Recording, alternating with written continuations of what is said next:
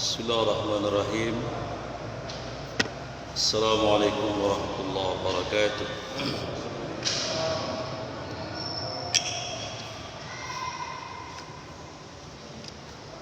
Alhamdulillahilladzi anzala sakinata fi qulubil mu'minin liyazdadu imanan ma'a imanin. أشهد أن لا إله إلا الله وحده لا شريك له وأشهد أن سيدنا محمدا عبده ورسوله لا نبي بعده. اللهم فصل وسلم على هذا النبي الكريم وعلى آله وأصحابه وأنصاره وجنوده أجمعين، أما بعد.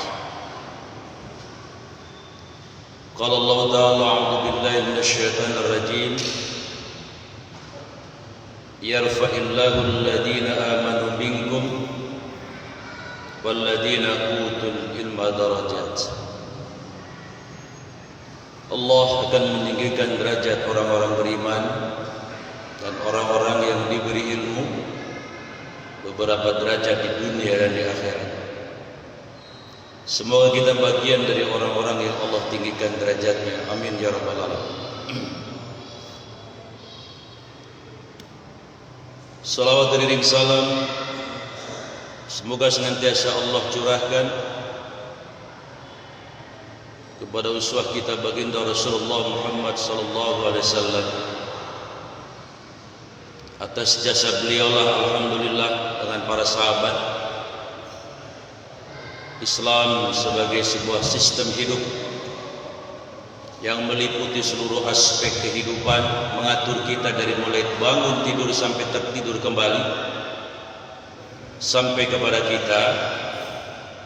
Dan ini artinya insyaallah apabila keislaman, keimanan kita pertahankan sampai akhir hayat, maka Allah akan memberikan balasan al-jannah, surga khalidina fiha abada, selama-lamanya.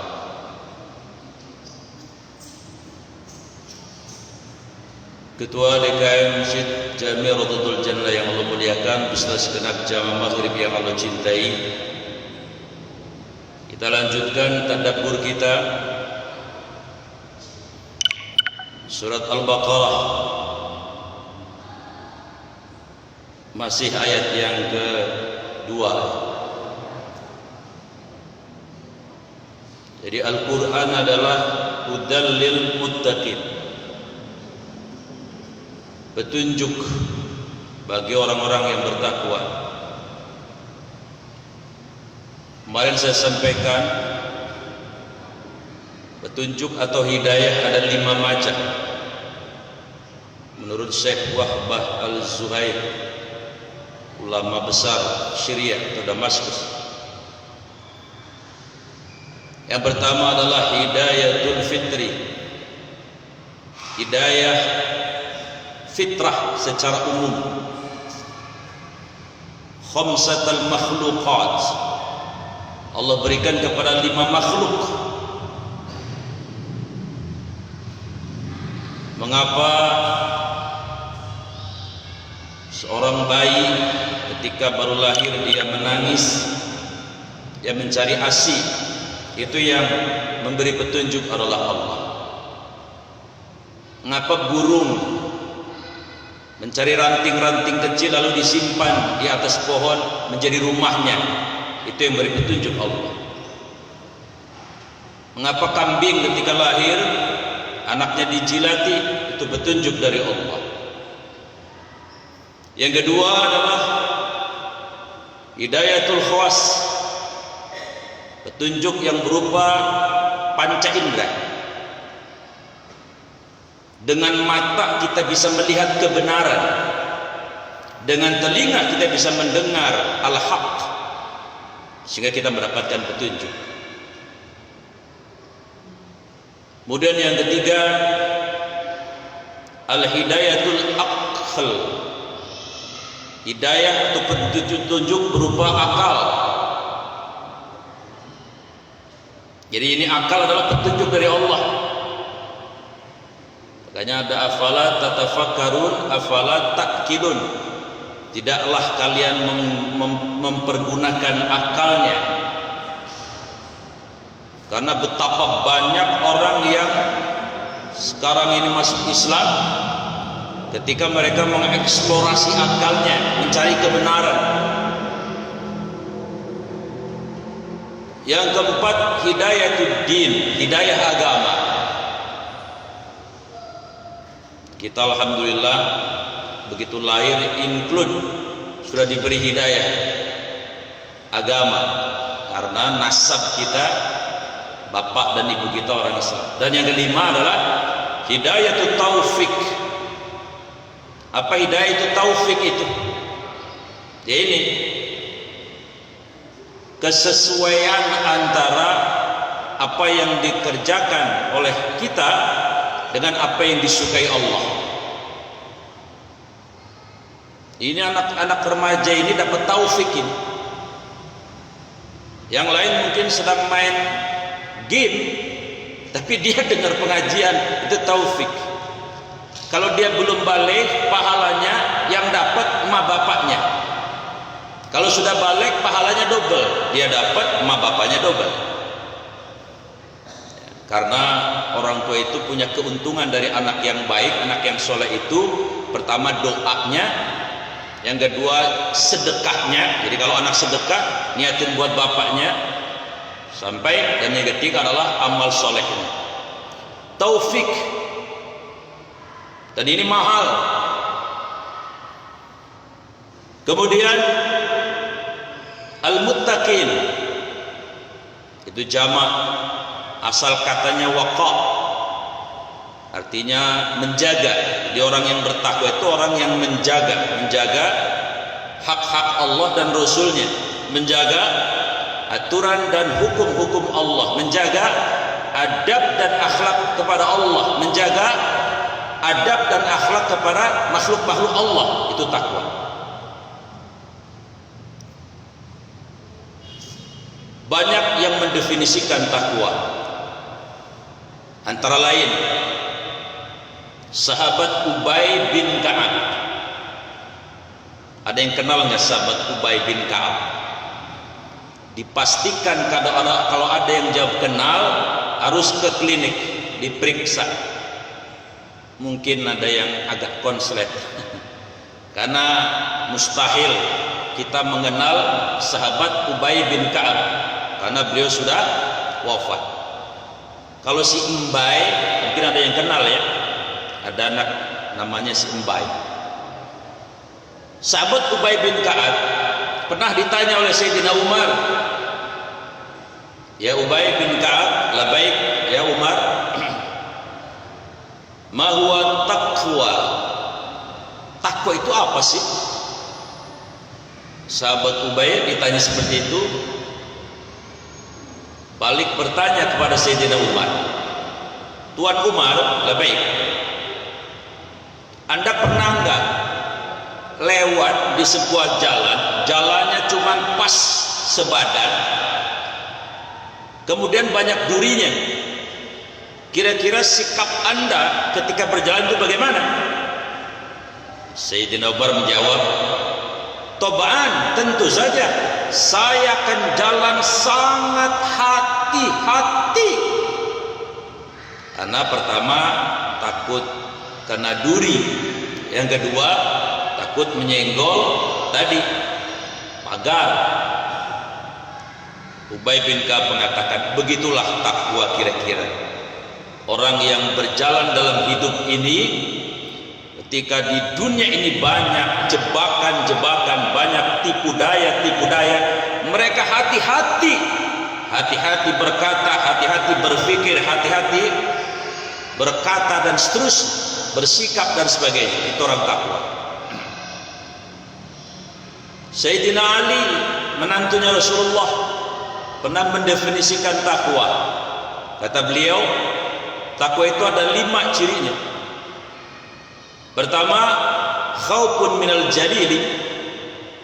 Orang yang takwa itu orang yang khauf, yang punya rasa takut kepada Al-Jalil, kepada yang maha mulia, yaitu Allah. Makanya saya suka mengandai-andai, andai orang Indonesia bertakwa, gak usah semuanya pejabatnya semua bertakwa, rasa-rasanya sih gak usah ada KPK ya. Banyak riwayat yang menjelaskan generasi salaf dulu itu memuliakan manusia karena ketakwaannya. Contohnya Sayyidina Umar, beliau mencari menantu, mohon maaf, bukan putri seorang bangsawan. Anak beliau namanya Asim, itu laki-laki. Siapa menantu beliau? Menantu beliau adalah anak tukang susu yang berada di kampung yang sangat jauh. Dari tukang susu itu anaknya yang ketika ibunya mau mencampurkan air susunya itu biar untungnya banyak, lalu si gadis ini melarangnya, ibu, kita tidak diperbolehkan melakukan hal yang demikian. Khalifah kita Sayyidina Umar pasti juga melarang. Di samping kita harus tahu ada Allah melihat perbuatan ibu, perbuatan kita. Apa jawabnya ibu? Khalifah nggak ngelihat ini, padahal Sayyidina Umar sedang melihat. Dari pernikahan yang barokah ini lahirlah seorang yang namanya Laila, putri. Dan dari Laila inilah kemudian menikah dengan Umar bin Abdul Aziz. Jadi jamaah yang saya muliakan, ketika ditanya tentang takwa, definisi Ubay bin Ka'ab adalah seperti itu. Dan Imam Ali mengatakan takwa adalah khaufun minal jali. Yang kedua, takwa itu adalah wal amalu bitanzili, kata Sayyidina Ali. Orang yang setiap gerak hidupnya itu dilandasi, dibingkai, dikoridori oleh at-tanzil, maksudnya Al-Quran, include ya sunnah. Yang ketiga, wal qanaatu bil qalili. Orang takwa itu orang yang qanaah. Qanaah itu maknanya semua yang Allah sudah kasih disyukuri luar biasa, sembari dia berikhtiar. Nah sebaliknya orang yang tidak qanaah, yang sudah dikasih Allah gak pernah disyukuri, terus saja obsesinya adalah apa yang belum ada di tangannya. Kemudian kata Imam Ali, orang yang takwa itu adalah wal istisdadu bi yaumir rahili, orang yang mempersiapkan kematiannya. Ada lagi yang mendefinisikan takwa adalah sesuai dengan kalimat takwa itu sendiri. Takwa, huruf yang pertama ta, artinya tawadu. Orang yang takwa adalah orang yang rendah hati. Yang kedua, qaf, qanaah. Tadi orang yang menerima apa yang Allah sudah berikan. Kemudian huruf ketiganya waw adalah wara. Orang yang jangankan yang haram, yang subhat saja itu dia meninggalkan sedemikian rupa, apalagi yang haram. Orang yang hati-hati. Dan Y-nya adalah yakin. Orang yang takwa adalah orang yang yakin terhadap balasan Allah. Tapi Allah mendefinisikan al-muttaqin itu juga sangat indah, luar biasa. Di ayat berikutnya, siapa orang yang muttaqin itu? Alladzina, yaitu orang-orang yang yu'minuna bil ghaib, orang yang beriman kepada perkara yang gaib. Apa definisi gaib? Tidak bisa diakses dengan panca indera kita, tidak bisa diraba, dirasa. Di surat Al-An'am Allah menegaskan, wa indahu, dan hanya pada sisi Allah, mafatihul ghaibi, kunci-kunci perkara-perkara yang gaib. Maksudnya perkara yang gaib itu hanya Allah saja yang tahu. Tapi dalam realitas sosial ada orang-orang yang sok tahu perkara yang gaib, sok tahu. Siapa mereka? dukun. Di dukun definisinya adalah yang sederhana, orang-orang yang sok tahu perkara gaib. Bagaimana mungkin masker saya hilang, terus saya nanya ke Jelupang, Pak Dukun, masker saya hilang. Terus dia bilang, tenang, maskernya masih ada, belum jauh, masih di sekitar Jelupang. Padahal maskernya sudah dibakar sama saya misalnya, sudah terbakar misalnya. Itu namanya sok tahu. Makanya kalau ada orang datang ke orang pinter, mengapa dia datang ke orang pinter? Sebab yang datang blow on. Kalau dia pinter, lama ngapain gua datang ke dia? Ya. Kan suka ada yang kehilangan motor, kehilangan ini. Saya pernah punya pengalaman yang menarik. Dulu waktu bujangan 30 tahun yang silam, itu saya kan di madrasah tinggal dekat masjid. Ada tetangga madrasah saya ini yang akrab dengan saya sama bujangan, itu kehilangan TV recordernya. Dulu kan pakainya TV yang belembung itu. Nah, karena di kampung itu ada orang pinter, tapi beliau sudah gak ada sekarang, udah tua waktu itu juga. Terus ditanya, di mana TV recorder saya? Manggilnya Wah. Dia bilang, kamu datang ke sebelah selatan, arah selatan katanya, cari di sini. Datang teman saya ke arah selatan, ya maksudnya tinggal lempengin aja ke selatan. Tanya RT-nya, nggak tahu, nggak ada. Komplain lah teman saya ke orang pinter tadi, wah nggak ada yang tahu. Jawabnya enak betul, kamu tadi datangnya pakai baju apa? Pakai baju saya Pak. Iya, warnanya apa? Warnanya hijau. Salah, harus ente datang warnanya kuning. Itu mentakan gak ada jadinya. Lah, apa urusannya sama warna baju? Alhamdulillah akhirnya sampai 30 tahun gak ketemu tipnya. Seorangnya masih ada. Jadi karena perkara yang gaib sok-sok tahu. Yang tahu perkara yang gaib hanyalah Allah saja. Apa saja contoh yang gaib? Surga, neraka, malaikat, Allah sendiri. Kita tahu perkara-perkara yang gaib itu setelah kita diberitahu oleh Allah dan Rasulnya. Lah kalau si dukun masodir, sumbernya siapa? Nyaho. Sumbernya siapa? Nyaho. Jadi jamaah yang saya muliakan, orang yang bertakwa itu pertama cirinya menurut Al-Quran ini surah Al-Baqarah, orang yang meyakini seyakin-yakinnya, tidak ada yang namanya ragu senoktah pun terhadap perkara yang gaib. Yaitu apa?